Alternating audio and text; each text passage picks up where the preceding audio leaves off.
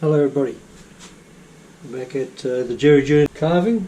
Today we're going to follow that section out and do this section here. I've already had a little bit of a play on the other side. I'll just turn this around and I'll show you. That's it.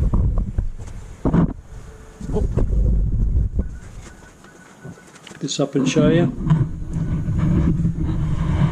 Here we are. Starting to put he's got a lovely little collar that goes around there. It's not going to be as big as this, but I'll just put plenty of wood on there and I can practice my way down to it. It doesn't take long to remove when you use an Arbortec tools. I do finish it off with carving, with chisels, those types of gadgets, and sandpaper, and as you can see his face is looking alright, but this is the next section that I'm doing, and then here we're going to get into the shaping on the leg. Plenty of material on there. We'll just spin this around again. Just hang on. There's a little bit of vibration on the stand. You can understand there's something a little bit door from out of the, or cupboard door out of the house that I've mounted in mine solid. Screws here. We still have a little bit of flexing, and it's not in my stand. It's in the, not in the stand here, it's in the wood itself. For some unknown reason, it's flexing. No, I could reinforce it for one. Right, before I start carving away, I'm going to draw a line in here. And that line is where I must follow. That's the peak area of this fir ridge that sticks out, and it's very important that you add this into it. That's why I've added all this extra wood. So I'll just move these guys back a little bit and you can see the sawdust fly from where you are. We'll carry on. Then once I've got this done, I'll head up here. The two tools I'll be using today, I'll just turn it around, show you. The tool's a bit messy over there because, as I said, I've already tried the other side to make sure I was on the right track. There's this little machine here. It's Arbortec, made by Arbortec, and high speed thing. It whirls around, and I'll do the fine radiuses, and with that, you've got to be careful with these things. They will burn the wood pretty quick if you don't care. Well, so if you don't watch what you're doing, and of course you get a build up of rubbish around here and burning. So you got to keep that a little bit clean.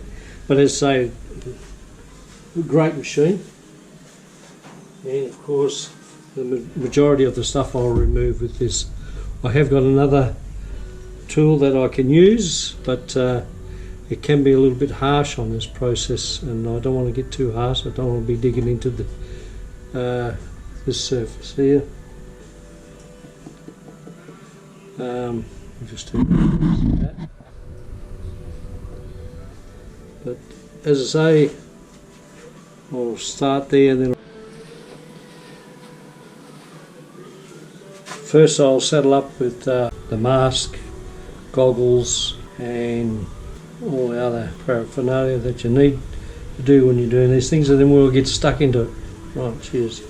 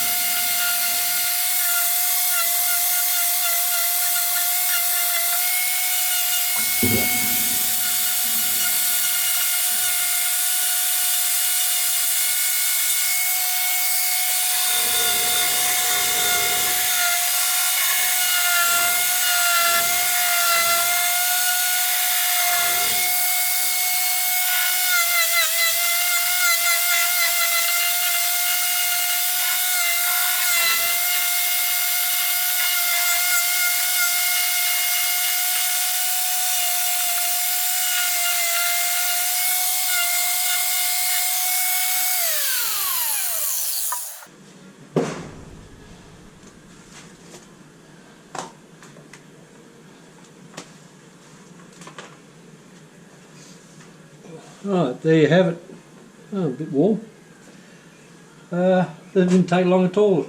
When you do these projects, always give yourself plenty of material so you can practice your way down to where you want to go.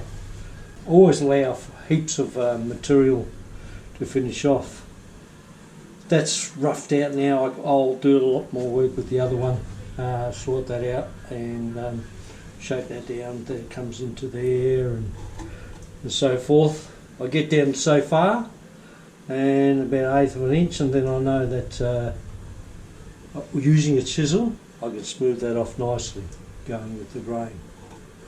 This is going against the grain kind of thing when I was cutting it. But those spots where I was going with the grain, you can see it's quite shiny. And the next thing I'm going to do is fire out that line there to match up with the other side. And I've left a little bit of this on top, and what I want to do, sometimes he's a funny dog, sometimes you'll have that ridge that comes down like that, so I'll include it, but we're just going straight across at the moment, okay, but I leave that section there and groove away. As I say, it's no effort with that machine. Using plenty of wood is the secret.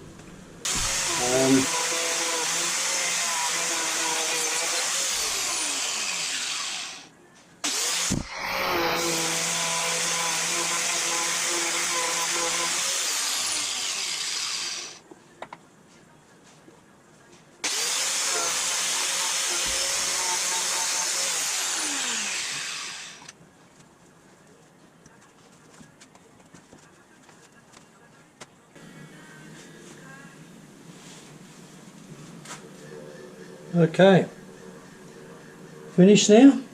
Well, roughed out. Probably wondering how thick that is through there. Well, I can give you an idea.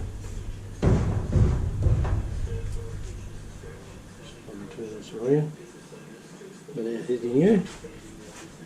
May do, may not. Mightn't reach. I'll just shift you over. You can get an idea that this point here.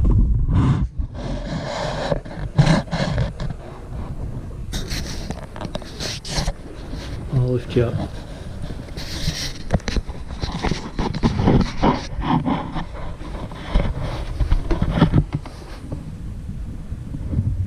Okay.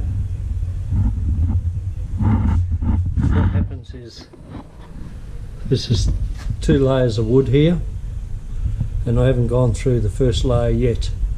You can see it there, the difference in colour. That's 2 pieces of wood stuck together.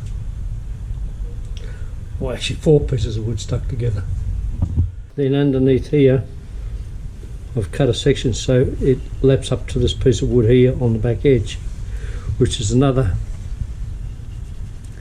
13mm or 14, whatever that thing is. It's 18mm, I think. That's 18mm there. So we've got a lot of material in there, so you don't have to worry about getting thin. I don't know if I mentioned, but this wood I'm using here is lilac, and this block was given to me by my father. This wood on his face is South African plum, the brownish type of wood. Not really the quite same colour as the lilac. Would have liked to have had lilac, but then again would have showed up the fine colour. I would have loved his face to be white here. But because I'm in the Carver Guild and I want to show this off when I finish, I'm not allowed to paint it. So I'm trying all other different methods of trying to fill up these little marks here. But I'm sure I'll succeed somewhere. And of course I can get his nose black, as he is a Pembroke, and he has those black marks. And of course it's fun. It's good fun. The only trouble is you've got to have a fair bit of time behind you, and right at the moment we have a fair bit of time. Self lock away certainly has provided that. Anyway, probably another thing everybody's asking, where the heck are you working? Well, this is my old budgerigar. If you know what budgerigars are, I think you've got a fair idea. I used to breed exhibition budgerigars, but now I've converted into a second part of my workshop, and this is only one section, and it's a very big section. It used to be. It's all locked up, all this gear. It's a great pleasure to be able to have somewhere else a bit more room. But while I'm here, I might as well talk about this little gadget we got below here. I decided to sit down one day and think about how could I make a stand that I can do carpentry where it swings around to every position. And lo and behold, I come up with this. Well, this has cost me $75. This canal, I reckon I got ripped off a fair bit. The pipe costs nothing virtually, and of course all these are made up, and I can move it around. And with those three moving parts, I can get any angle I want set up. Oh well, I can get it upside down even. So it's a very good. It has been really helpful, especially when I've been doing his face, getting into all those places where I had to get. Probably you think, why am I out of one piece of wood? Well, what happens is when this dog passes on, this is for my wife, I've made this up for her, and inside this hollow section here are going to be his ashes. And he's a beautiful dog, enjoys company, he enjoys my company, and he enjoys everybody's company. Corgis are fantastic dogs. I've never seen an actual photo of a carving that's done of a really good carving of a dog, so here's my chance to put myself in the limelight. As I say, I belong to a Carvers Guild, and welcome to come down to that Carvers Guild anytime you like and join up. It's a great little club. There's young and old all down there. And Saturday mornings for those people learning to carve and all this. Actually, I don't have a clue how to carve, but it's great fun learning. And there's all different forms of carving, except in Australia we cannot colour our wood like they do in America and all this. But it's, as I say, this is fun. Woods, quite a few woods there. This wood here is jacaranda, which belongs to what I believe belongs to the rosewood family. And there's a section of jacaranda through here because he has got white fur.